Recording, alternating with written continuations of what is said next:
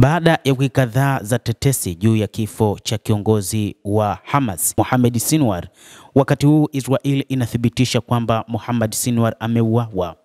Waziri wa ulinzi wa Israel Katz aliambia kamati ya mambo ya nje na ulinzi siku ya Jumapili kwamba anaamini Sinwar mdogo ameuawa katika kombora wiki jana kwenye eneo la Handaki.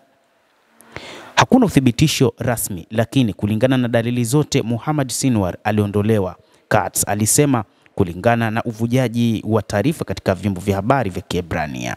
Kufuatia kuuawa kwa kamanda mkuu wa kijeshi wa Hamas Mohamed Deif Julai mwaka uliopita, Mohamed Sinwar alichukua jukumu la kuiongoza Hamas baada ya kaka mkubwa wa Sinwar Yahya kuuawa na wanajeshi wa IDF. Alikuwa kiongozi wa kundi hilo la Hamas katika ukanda wa Gaza.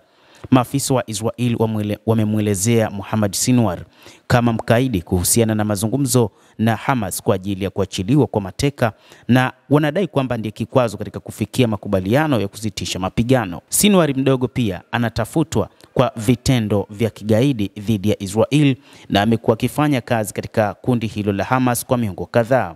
Alifungwa jela na Israel katika miaka 1990 kwa muda wa miezi 9 na akatumia miaka mitatu ya ziada katika gereza la mamlaka ya Palestina huko Ramallah, ambapo alitoroka mwaka 2000. Mnamo mwaka 2006 Sinwar alikuwa sehemu ya seli ya Hamas iliyomteka nyara mwanajeshi wa IDF Gilad Shalit.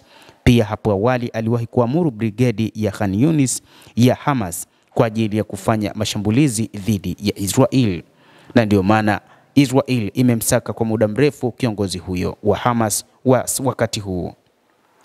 Msururu wa mashambulizi ya anga ya Israel wiki iliyopita inadaiwa kwamba yalimuua Mohamed Sinwar, kamanda mkuu wa Hamas huko Gaza, kwa mujibu wa ripoti za Jumapili ambazo zilisema mwili wake ulipatikana kwenye handaki la Khan Yunis. Mohamed Sinwar alikuwa kaka mdogo wa kiongozi wa zamani wa Hamas huko Gaza Yahya Sinwar, ambaye aliuawa na IDF kusini mwa Gaza Oktoba iliyopita. Kulingana na ripoti tofauti, Zakaria Sinwar, ndugu mwingine, aliuawa katika shambulio la anga la Israel Jumamosi usiku. Alipandishwa cheo ambapo mashambulizi ambayo yameripotiwa kumuua Mohamed Sinwar siku ya Jumanne yalilenga kambi ya chini ya hospitali ya Ulaya ambapo aliaminika kuwa alikuwa amelazwa.